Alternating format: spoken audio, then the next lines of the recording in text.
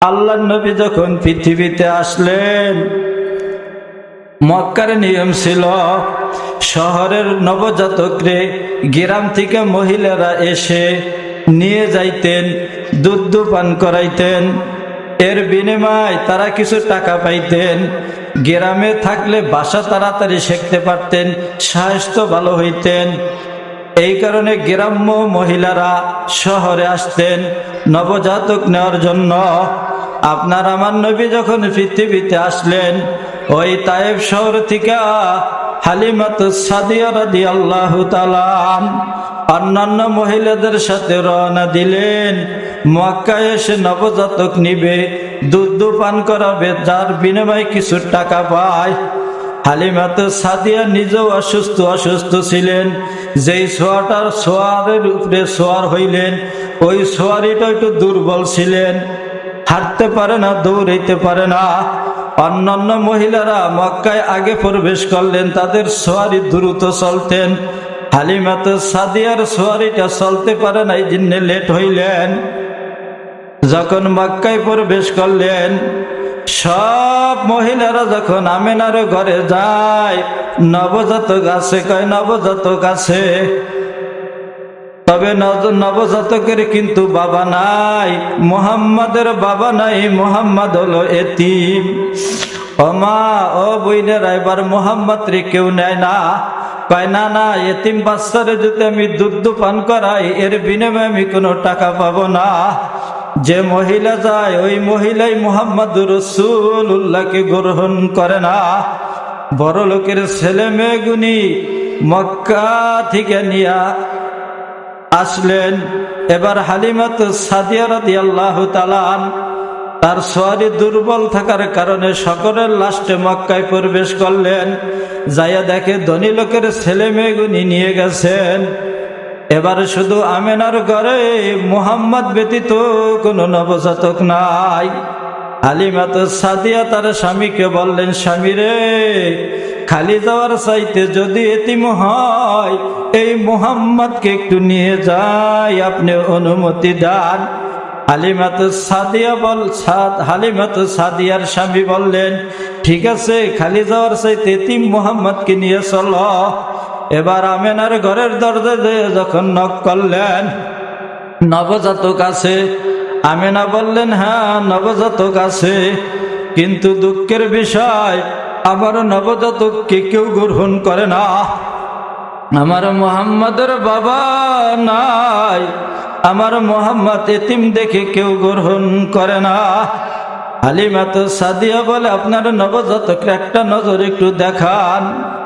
কত মহিলারা আসলো, কত মহিলারা দেখলো, আমার মুহাম্মদকে তো কেউ নিল না, আমি আর কতবার দেখাবো?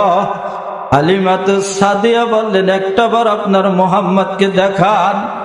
হযরতে আমেনা যখন মুহাম্মদুর রাসূলুল্লাহকে নিয়ে আসলেন, হালিমাতুস সাদিয়া বলেন, আমি একটা নজর দেখার সাথে সাথে আমি মুহাম্মদের জন্য পাগল হয়ে গেলাম।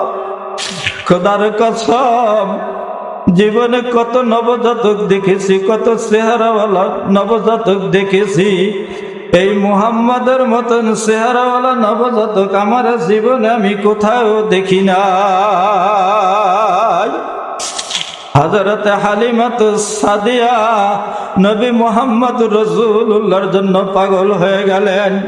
ডাক দেয়া বললেন, আমেনা, আপনারা মুহাম্মদকে আমার কাছে দেন, আমার স্থানের দুধ মুহাম্মদকে পান করাবো, এর বিনিময়ে কোনো টাকার প্রয়োজন হবে না। খোদার কসম আমেনা, আপনার কলিজার টুকরা নয়নের মণি, আপনার মুহাম্মদের মতন আমি পৃথিবীর জমিনে কোনোদিন কোনো সন্তান দেখি না।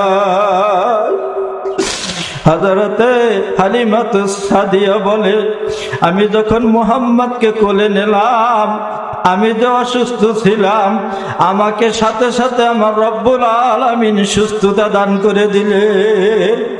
আমার কোনো অসুস্থতা মনে হয় না। আমি মুহাম্মদকে বুকে নেওয়ার সাথে সাথে আমি সুস্থ হয়ে গেলাম।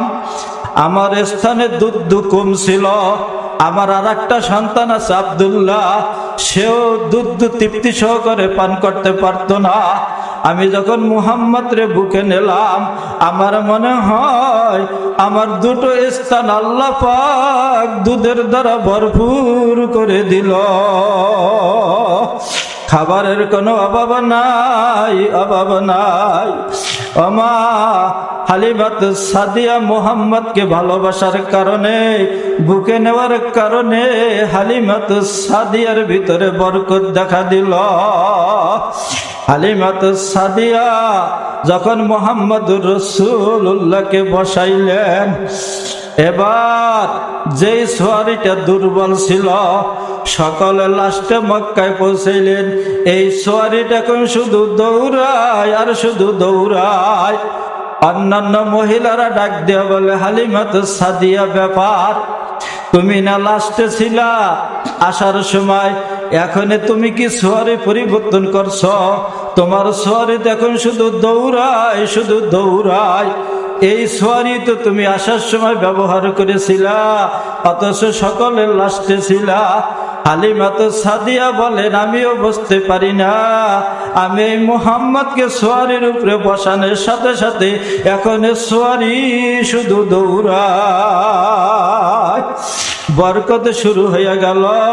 হালিমাত সাদিয়া রাদিয়াল্লাহু তাআলা বলেন, আমি যখন এই সন্তানকে নিয়ে তায়েফে পৌঁছাইলাম, ওখানে খুব দুর্ভিক্ষ ছিল, অভাব অনটন ছিলেন। পৌঁছানোর সাথে সাথে ওই এলাকার ভিতরে বরকত শুরু হয়ে গেল। আমার যে ছাগল ছিল, ওই ছাগলের দুধ হইতো না। আমি যখন মুহাম্মদ রে নিয়ে ঘরে পৌঁছাইলাম, এখন আমার ছাগলের দুধের দ্বারা ভরপুর। অন্যান্য মালিক বলে, হালিমাত সাদিয়ার ছাগল যে জায়গা চড়াবে চড়ায়, ওখানে তোমরা চড়াবা। একই জায়গায় ছাগল চড়ায়, একই ঘাস খাওয়ায়। হালিমাত সাদিয়ার ছাগল দুধে পরিপূর্ণ হইয়া বাসায় আসে, অন্যান্য মালিকের ছাগলের দুধ নাই। আমা ওইটা তো ঘাসের বরকত না, জমিনের বরকত নয়, ওইটা আপনার আমার নবী মুহাম্মদুর রাসূলুল্লাহর বরকত। হালিমাত সাদিয়ার আর একটা সন্তান ছিল আব্দুল্লাহ। ওই সন্তানটাই আগে দুধ পান করতে পারতো না, মায়ের স্থানে দুধ পাইতো না। এখন মুহাম্মদ তৃপ্তি সহকারে দুধ পান করে, তার ভাইও দুধ ভাইও মুহাম্মদ আব্দুল্লাহ তৃপ্তি সহকারে দুধ পান করে। শুধু বরকত আর বরকত। হালিমাত সাদিয়া বলেন, আমি মুহাম্মদ রে আনার পর মুহাম্মদুর রাসূলুল্লাহ আমার ডাইন পাশের স্তনটা পান করে, বাম পাশের স্তনটা কখনো পান করে না, দুধ পান করে না। আমি অস্থির হয়ে গেলাম, আমি বুঝতে পারলাম না আমার মুহাম্মদ কেন ডাইন পাশের স্তনটা পান করে, বাম পাশেরটা কেন পান করে না। আমার কি কোনো সমস্যা হলো? আমার আর একটা সন্তান আব্দুল্লাহ বাম পাশের দুধ পান করে, ওই একটা দুধই এই পরিমাণ দুধ বের হয়, পান করে তৃপ্তি হয়ে যায়। হালিমাত সাদিয়া বলেন, আমি বুঝতে পারলাম আমার মুহাম্মদ ডাইন পাশেরটা পান করে, বাম পাশেরটা কেন পান করে না। তার দুধ ভাই আব্দুল্লাহর জন্য বাম পাশেরটা রেখে দেয়। আমি বুঝতে পারলাম আমার এই সন্তান বড় ইনসাফওয়ালা সন্তান। ও মা, কেমন নবীর উম্মত হয়ে আপনার আমি পৃথিবীতে আসলাম, কেমন নবীর উম্মত হয়ে পৃথিবীতে আসলাম।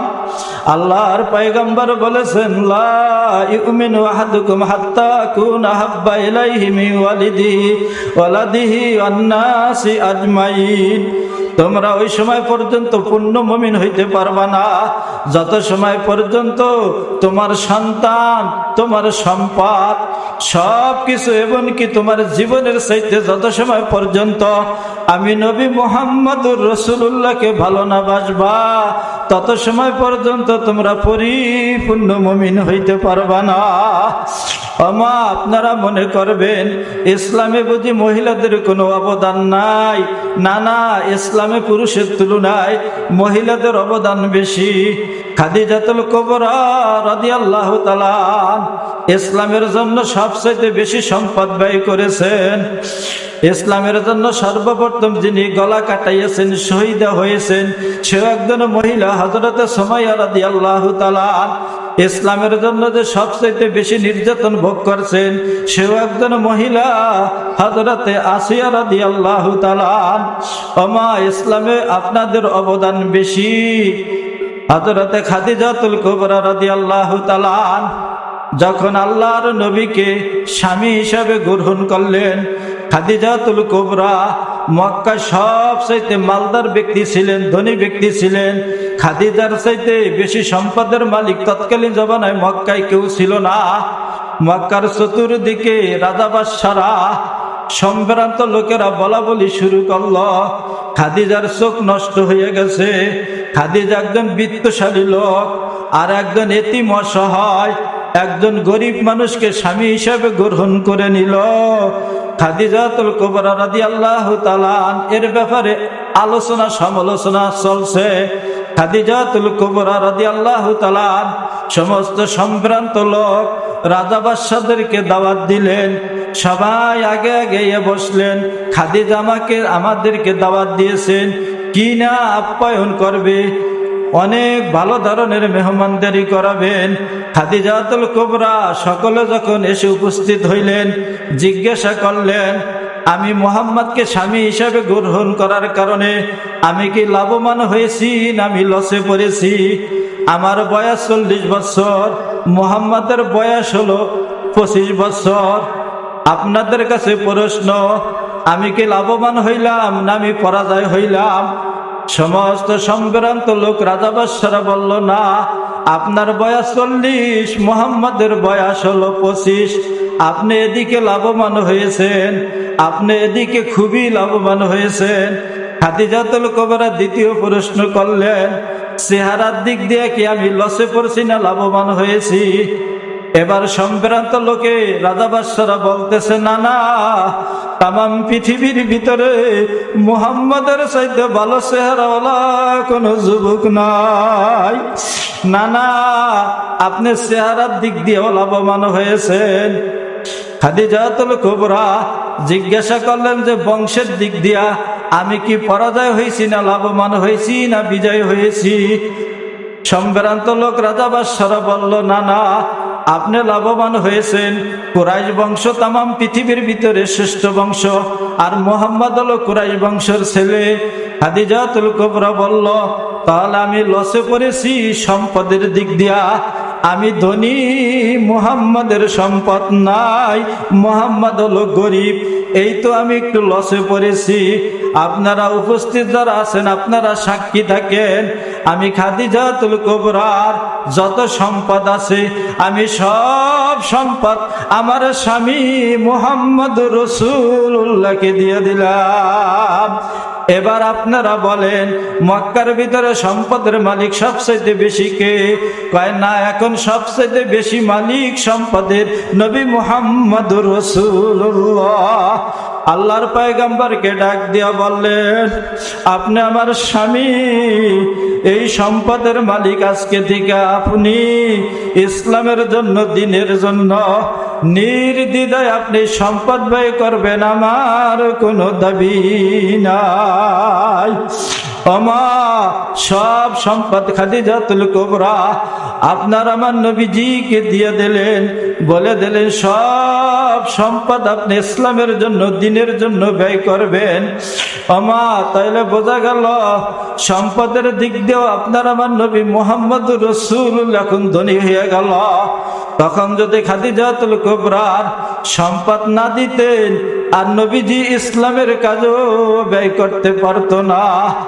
এই জন্য মা, সমস্ত সম্পদ দেনেওয়ালা নেনেওয়ালা মালিক একজন, একমাত্র আপনার আমার আল্লাহ। কত ধনী মানুষ গরিব হইল, কত গরিব মানুষ ধনী হইল, জীবনে দেখলেন রে মা। ফি জান্নাতিন ইয়াতাসাআলুন, পরস্পর জান্নাতীরা আলাপ আলোচনা করতে থাকবে, জাহান্নামীদেরকে জিজ্ঞাসা করবে, মা সালাকাকুম ফি সাকার, কি ব্যাপার আপনি আজকে জাহান্নামে আসলেন, কারণ কি? দুনিয়ায় তো আপনি বড় বুদ্ধিমতী ছিলেন, আপনি আমার বান্ধবী ছিলেন, আপনি না অনেক সম্পদের, আপনি অনেক সৌন্দর্যের মালিক ছিলেন। ও বান্ধবী, কেন আপনি আজকে জাহান্নামে আসলেন? তখন জাহান্নামীরা 4টা কথা বলবে। 4টা অপরাধের কারণে আমার আল্লাহ আমাদেরকে জাহান্নামে দিয়েছে। 1 নম্বর বলবে মা সালাকাকুম ফি সাকার, জিজ্ঞাসা করবে কোন জিনিসে আপনাদেরকে জাহান্নামে আনলো। তখন জাহান্নামীরা বলবে 4টা অপরাধের কারণে জাহান্নামে এসেছি। 1 নম্বর বলবে কলু লাম নাকু মিনাল মুসাল্লিন, আমরা দুনিয়ায় নামাজি ছিলাম না, যার কারণে আল্লাহ পাক জাহান্নামে এনেছেন। আমার 30 বছর বয়স, আমি একদিনও নামাজ পড়তে পারি নাই।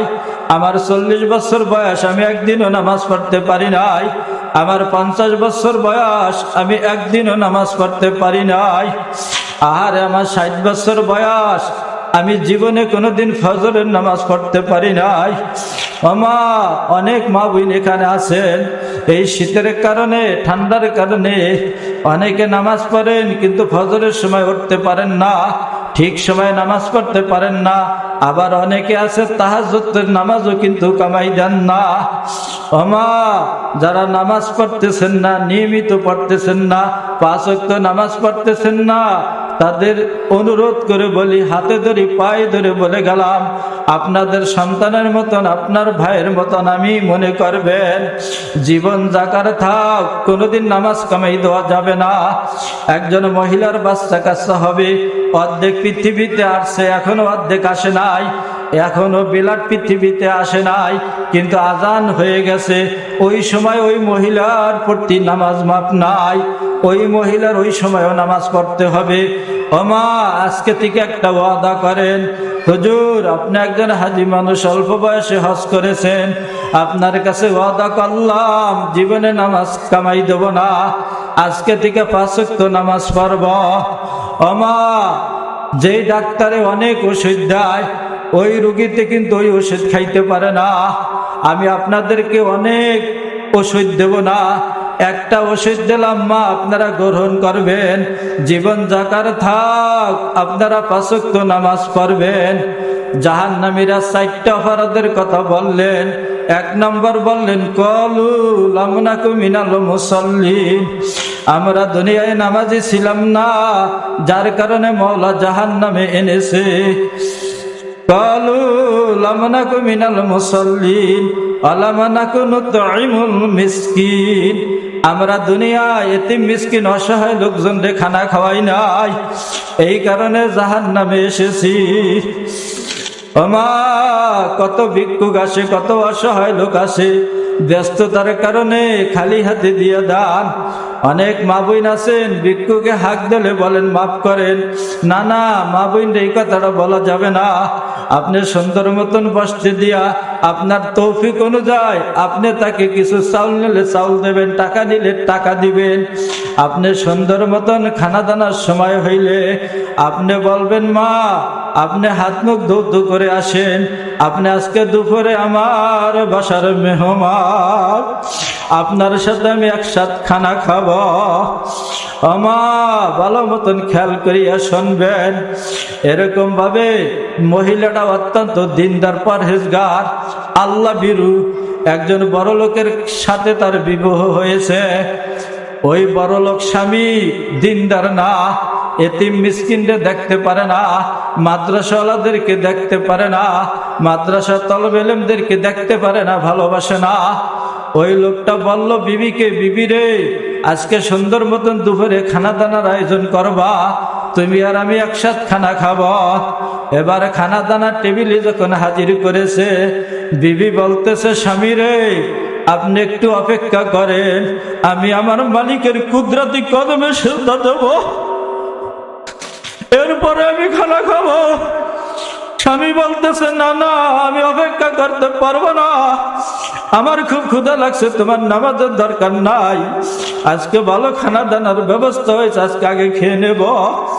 আল্লাহ বিরু মহিলাটা বলতেছে, না না, সর্বপ্রথম আমার মালিকের কুদরতি কদমে আমি শ্রদ্ধা দেব। যে মালিক আমার কবলখানা প্লেন বানাইছে, সুন্দর বানাইছে, আমার কবলখানা আমার মালিকের কুদরতি কদমের সাথে না লাগাই আমি খানা খাবো না।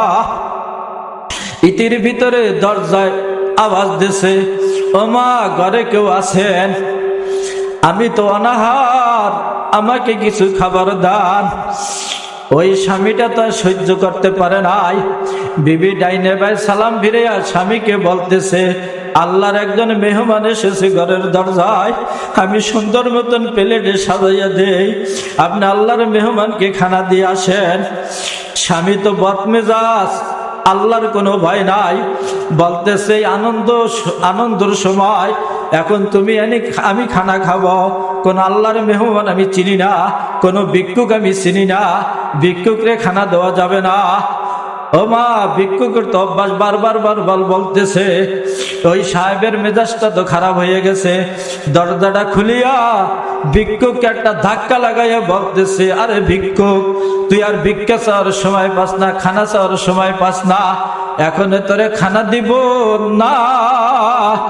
গাড্ডা ধরিয়া যখন ধাক্কা মারছে জমিনে পইরা গেল। আহারে অসহায় লোক, চেহারাটা মলিন, পোশাকাদির অবস্থা ভালো না, পিছনে একটা গাঁটটি, লোকটা পড়ে গেল। লোকটা কোন রকম উঠিয়া ডাক দিয়া বলতেছে, মালিক রে, তুমি তো আমাকে সৃষ্টি করছো রে মালিক, তুমি আমাকে গরিব বানাইলা, তুমি আমাকে মুসাফির বানাইলা, তুমি আমাকে ভিক্ষুক বানাইলা। আজকে কটা ভাতের জন্য আমি কি অপরাধ করলাম? আমাকে ধাক্কা দিয়ে ফেল, কেমন কাজটা করলা? আল্লাহর একজন মেহমানের সাথে তুমি এই আচরণটা করলা। এক কথায় দুই কথায় স্বামীর মেজাজটা গরম হয়ে গেল। আরে দিনদার পরহেজগার ওই সুন্দরী মহিলাটাকে কথা বলতে না বলতে স্বামী তাকে 3 তালাক দিয়ে দিল। নিরুপায় হইয়া মহিলাটা বাবার বাড়ি চলে গেল। বাবা মা বড় দিনদার ছিলেন। বাবা ডাক দিয়া বলে, মা ডাক দিয়া বলে, মা, তোমার চেহারাটা কেন মলিন? তুমি কি খানা খাও নাই? তুমি কি রাগ করছো? জামাইর সাথে তুমি কেন আসলা? ডাক দিয়া বলে, মা, আমি শুধু আসি নাই, আমি চিরদিনের জন্য চলে এসেছি।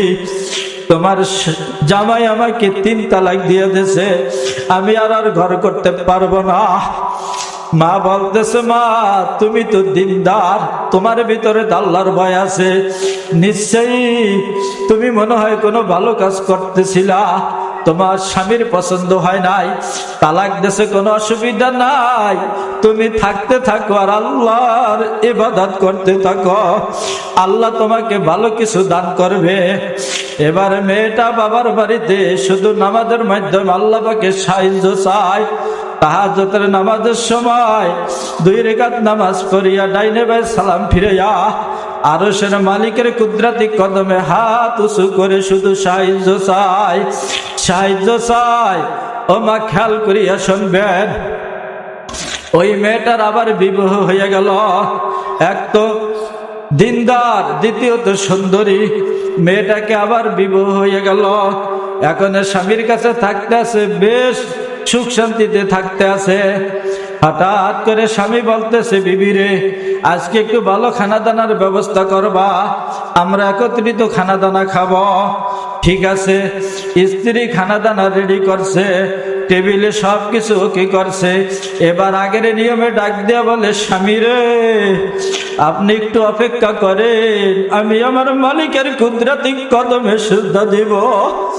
স্বামী বলতেছে, তুমি তোমার মালিকের কুদরতি কদমে সিজদা দেব, আমিও তোমার মালিকের কুদরতি কদমে সিজদা দেব। আমিও নামাজ পড়ি, তুমিও নামাজ পড়ো, নামাজের পরে আমরা একসাথে খানা খাবো। 2 জন নামাজে দাঁড়াইয়ে গেল। আগের নিয়ম অনুযায়ী দরজায় একজন মুসাফির এসে বলতেছে, মা, আমি একজন ভিক্ষুক এসেছি, আমি খানা খাই না, আমাকে কিছু খাবার দাও। স্বামী বলতেছে, বিবি রে, আল্লাহর একজন মেহমান এসেছে, সব আইটেম দিয়ে তুমি আল্লাহর মেহমানকে আগে খানা দাও। বিবি সব পদে পদে পদে পদে সাজাইয়া দরজাটা খুলিয়া যখন খানার প্লেটটা নিয়ে ভিক্ষুকের সামনে যাবে, ইতির ভিতরে দেখতেছে যেই ভিক্ষুক ঘরের দরজার সামনে এসেছে, ওই ভিক্ষুক ওই মহিলার আগের স্বামী। দেখার সাথে সাথে উনি পিছনে ব্যাক করছে, এবার স্বামী ফলো করছে, কয় ব্যাপার, আপনি কেন, তুমি কেন ভিক্ষুকরে খাবার না দিয়ে রিটার্ন আসলা? বলে হ্যাঁ আমি আসলাম, আমি এই ভিক্ষুকরে খানা দিতে পারবো না। কয় পারবা না, কারণ কি, কারণটা বলো। এবার দিনদার স্ত্রী স্বামীর কাছে মিথ্যা কথা বলবে না। কয় স্বামী রে, আমার আগের স্বামী এখন এই ভিক্ষুক হইয়া আপনার ঘরের দরজার সামনে হাজির হয়েছে, এই জন্য আমি এই প্লেট নিয়ে যাইতে পারি নাই। এবার এই বর্তমান স্বামী চোখের পানি ছেড়ে দিয়ে বলতেছে, স্ত্রী রে, তুমি একটা পরিচয় দিলে আর একটা পরিচয় দিল না। যেই ভিক্ষুক আমার ঘরের দরজার সামনে এসেছে, এই ভিক্ষুক তোমার আগের স্বামী, বুঝতে পারলাম। তোমার আগের স্বামী যেই ভিক্ষুকরে ঘাড় ধাক্কা দিয়ে বের করে দিয়েছিল, ওই ভিক্ষুক হলো আমি, তোমার বর্তমান স্বামী। নদীর কুল ভাঙ্গে অকুল করে, এই তো নদীর খেলা। সকাল বেলার বাদশা তুমি, ফকির সন্ধ্যাবেলা। ও মা, কত গরিব মানুষ ধনী হয়ে গেল, কত ধনী মানুষ গরিব হয়ে গেল, গরিব মানুষ ধনী হয়ে গেল।